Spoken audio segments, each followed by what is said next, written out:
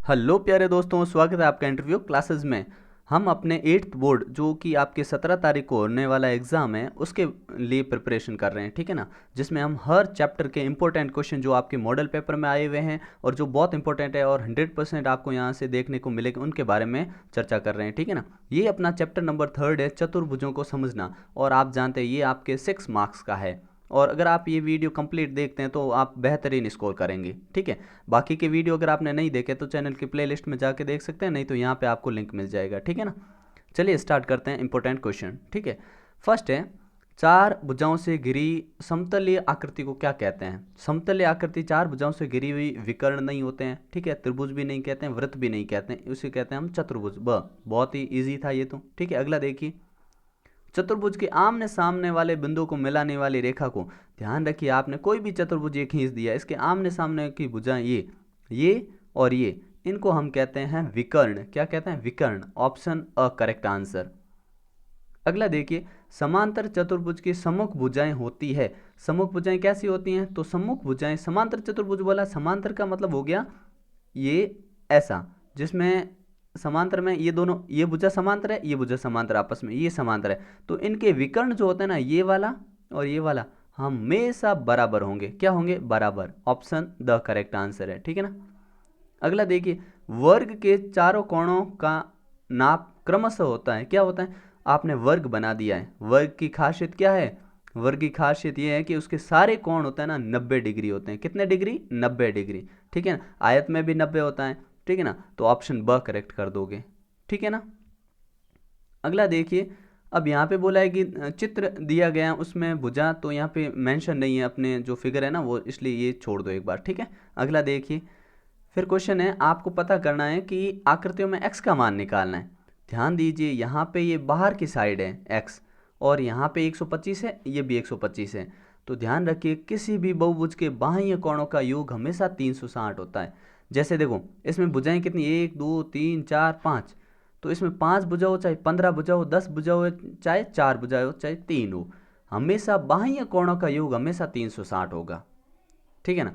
तो अगर 360 और आंतरिक भुजाओं का कोण योग कैसे निकालते हैं? अंदर की भुजाओं का योग हमेशा निकालते हैं n-2 इंटू 180, ठीक है ना। ये फॉर्मूला बिल्कुल दिमाग में अभी भी डाल लो। ये है आंतरिक कोण का योग। किसी भी बहुभुज, जैसे मान लीजिए आपकी 5 भुजाओं वाली आकृति है, आपको बोला कि आंतरिक कोणों का योग क्या होगा, तो n की जगह आप लिख दोगे 5, ठीक है। अब 5 लिखने के बाद 5 में से 3 गया, सॉरी 2 गया, पीछे आ गया 3। अब 3 का आप गुणा कर लोगे 18 से, ठीक है ना। तो कितना आएगा? आपने कहा 0 का 0, 8 या 24, 4 और हासिल गई 2 और 5, 540। मान लीजिए यहाँ पे भुजा दे दे आपको 7 और बोले 7 भुजाओं आकृति के आंतरिक कोणों का योग बताओ। बाह्य कोण तो 360 ही होंगे, लेकिन आंतरिक कोण आप लिखोगे 7 माइनस 2 इंटू 180 डिग्री, ठीक है ना। दिमाग में डाल दो अभी भी, ठीक है ना। 5, फिर 5 का गुणा आप 18 से करोगे, आ जाएगा 1800 180 से, ठीक है ना। अब हमको क्या बोला है? हमें बोला है कि आप है ना बाह्य कोण का योग बताओ। हमें पता है तीनों को जोड़ने पे 180 होना चाहिए। क्यों? क्योंकि बहुभुज के बाह्य कोणों का योग 360 होता है।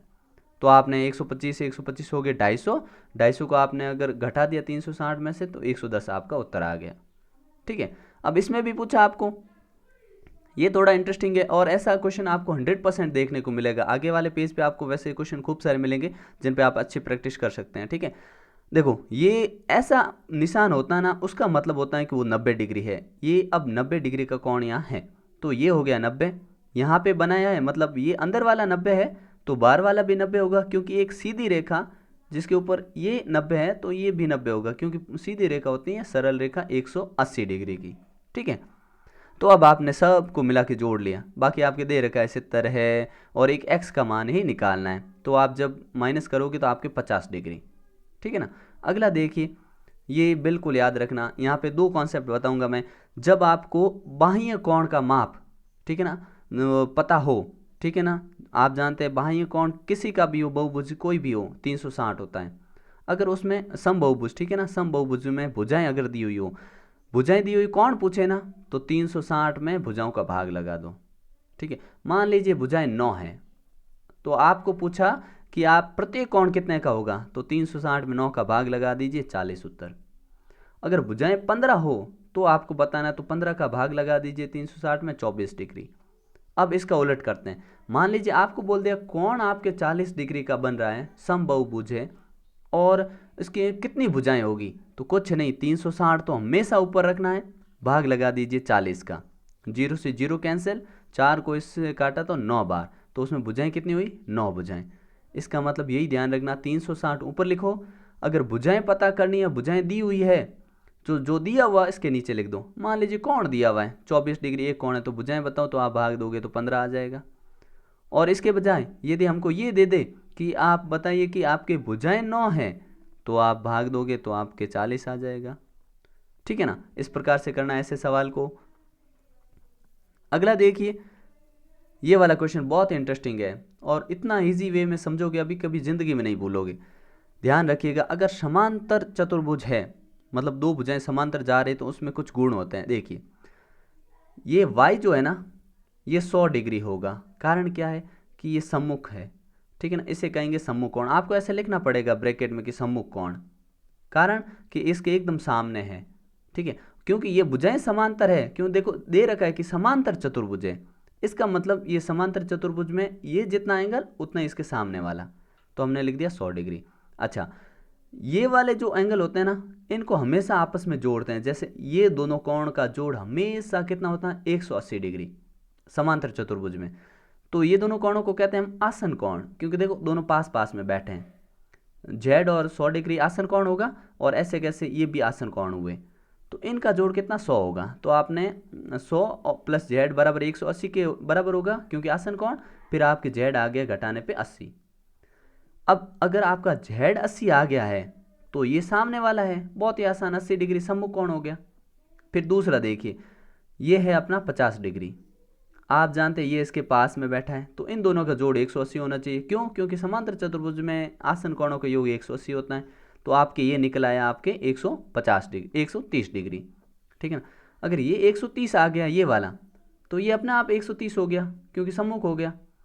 और अब यहाँ इंटरेस्टिंग है कि ये दोनों बराबर होंगे। कारण क्या है, कारण ये है कि समांतर भुजा के ये जितना मोड़ इसमें उतना ही इसमें है। कहने का मतलब ये दोनों कोण कैसे हो गए, ये कोण हो गए एक दूसरे के संगत कोण। तो ये बाहर वाला भी आपके z और x दोनों ही 130 के होंगे। क्यों, क्योंकि इनकी संगत एक जैसी है, दोनों ही एक जैसे, एक ही लक्षण है इन दोनों में। ठीक है, जितना मोड़ इसमें है उतना ही मोड़ इसमें है। ठीक है ना। अगला देखिए, ये त्रिभुज है, बहुत इंटरेस्टिंग। मैं यहाँ सारा लिख रखा है, लेकिन मैं आपको ईजी वे में समझाता हूँ, देखना। देखिए, ये दोनों विकर्ण कट कर रहे हैं, और आप जानते हैं समांतर चतुर्भुज में विकर्ण कट करते हैं वो 90 डिग्री पे, तो ये वाला 90 डिग्री हो गया। ठीक है, और ये वाला 30 डिग्री दे रखा है, तो ये y निकाल दिया आपने। कैसे, आप दोनों को जोड़ने पे कितना आना चाहिए कि 180 आना चाहिए साहब। ठीक है, और आपके पास ये दोनों पड़े, ये 90 है और ये 30 है, तो 120 ये दोनों हो गए। तो 120 जब आपने इसमें से घटा दिया, तो आपका y आ गया आपने 60 डिग्री। ठीक है, अब y 60 है, तो ये z भी 60 हुआ, कारण ये इसका एकांतर कोण है। ठीक है ना, तो अल्टरनेट इंटीरियर एंगल, एकांतर कोण। ठीक है, इसलिए हुआ। अच्छा, अब इसमें देखना। ठीक है, ये जो ये 80 डिग्री है, अभी अभी हमने बात की कि जब देखो ऐसी लाइन हो और ये कोण इधर बन रहा है, सेम टू सेम इधर कोण बन रहा है, इसको हम कहते हैं संगत कोण। संगत एक जैसी है, तो अगर ये 80 हुआ तो z भी 80 हुआ, और y 80 होगा। कारण क्या है कि आमने सामने के कोण है। ठीक है ना, और अगर ये दोनों क्या आसन कोण, पास पास में बैठे हैं, तो ये 80 है तो ये 100 हो गया, क्योंकि इन दोनों का जोड़ कितना होना चाहिए, 180 होना चाहिए। बहुत इजी। अब इसको समझिएगा, ये 112, तो हम जानते हैं इसका सामने वाला भी 112 होगा। अब अगर अपना y 112 निकल चुका है, ठीक है ना, तो ये 40 है और ये 112 है, ये पता करना है। तो त्रिभुज के तीनों कोणों का जोड़ कितना होता है, कि तीनों कोणों का जोड़ तो साहब होता है अपने 180। तो आपने कहा 112 और 40 जोड़ दीजिए, 152 आ गए। अब 152 180 में से घटा दीजिए, आपके आ गया 28 डिग्री। x आ गया 28, तो z भी 28, क्योंकि एकांतर कोण है। ठीक है ना, और अगर आप लिखना चाहो तो यहाँ से ये सारा लिखा हुआ है, हर कोण कैसे निकाला, क्यों निकाला, क्यों होगा ऐसा, ठीक है ना। अभी मैंने समझाया बिल्कुल वैसा का वैसा है। अब इसके कुछ क्वेश्चन और हैं, 2-3 क्वेश्चन जो आपको ऐसे ही बुक में करने हैं अपनी, ठीक है ना, आंसर शीट में ऐसे ही लिखने हैं। 4 भुजाएं बराबर लंबाई की हो ऐसा कौन होता है? तो ऐसा एक तो वर्ग होता है, एक सम चतुर्भुज। सम यानी समान, चतुर्भुज यानी 4 भुजाओं वाला, मतलब सम। अच्छा, इनमें अंतर क्या होता है? वर्ग में तो क्या होता है, हर कोण 90 डिग्री का होता है, ठीक है ना, ठीक है ना, ये 90 90 90। लेकिन अगर इसको थोड़ा हम टेढ़ा कर दें ऐसे, भुजाएं वही रखी हमने, कोण 90 नहीं है, इसलिए सम चतुर्भुज हो जाता है, लेकिन भुजाएं चारों बराबर होती है, ठीक है ना। दूसरा कोण हो ऐसा किस में है? तो ऐसा सिर्फ वर्ग और आयत में होता है, ठीक है। ये पड़ा आयत और ये पड़ा वर्ग, इनमें चारों कोण 90 90 90 90 90 के होते हैं। बताइए कैसे एक वर्ग चतुर्भुज भी है? क्योंकि उसमें 4 भुजाएं होती है, इसलिए एक वर्ग चतुर्भुज भी है। अब एक वर्ग है ना समांतर चतुर्भुज भी है, क्यों? क्योंकि इसकी समांतर चतुर्भुज कहने का मतलब जिसकी सभी भुजाएं बराबर होती है, ठीक है। सॉरी, समांतर चतुर्भुज मतलब सम्मुख भुजाएं बराबर होती है। सम चतुर्भुज में चारों बराबर होती है, ठीक है ना, जिसकी चारों भुजाएं बराबर होती है, इसलिए एक सम चतुर्भुज भी एक वर्ग है, ठीक है ना। अच्छा, एक वर्ग है कैसे? आयत भी एक वर्ग की तरह, कैसे? एक समांतर चतुर्भुज जिसके सभी कोण कितने होते हैं? समकोण होते हैं, अतः ये आयत भी क्या होता है? एक वर्ग, ठीक है ना। कि एक वर्ग कैसे आयत है? मतलब एक वर्ग आयत भी होता है, कहने का मतलब एक वर्ग है ना, उसको आप क्या क्या कह सकते हो? समांतर चतुर्भुज, समचतुर्भुज, ये सारे, ठीक है ना। तो ये यहाँ से नोट कर सकते हैं आप, ठीक है। लास्ट वाला क्वेश्चन देखिए कि एक दूसरे को समद्विभाजित करते हैं, कौन कौन करते हैं? ऐसे कौन कौन सा है? तो आपने कहा एक तो समांतर चतुर्भुज होता है जो समद्विभाजित करेंगे, समचतुर्भुज करेगा, वर्ग करेगा और आयत करेगा, ठीक है। जिसके विकर्ण क्या करेंगे? एक दूसरे को समद्विभाजित मतलब बराबर बांटेंगे। जैसे देखो वर्ग बना दिया हमने, ये जैसा इधर इतना है ना उधर इतना होगा, ये सेम है इधर इधर, ठीक है ना। और एक दूसरे पर लंब समद्विभाजित हो, ऐसा किस में होता है? एक ऐसा होता है त्रिभुज में, और वर्ग दोनों में ही होता है। और विकर्ण बराबर किस में होते हैं? बराबर हमेशा सिर्फ वर्ग और आयत में होते हैं, क्योंकि वर्ग में, आयत में ये देखो ये जितना विकर्ण है उतना ये होगा, ठीक है ना। तो ये अपना है तीसरा चैप्टर, जल्दी आपको चौथा पांचवा सारे मिल जाएंगे, ठीक है ना। तो वीडियो को लाइक शेयर जरूर करें। मिलते हैं नेक्स्ट पार्ट में, तब तक के लिए गुड बाय, जय हिंद, जय भारत।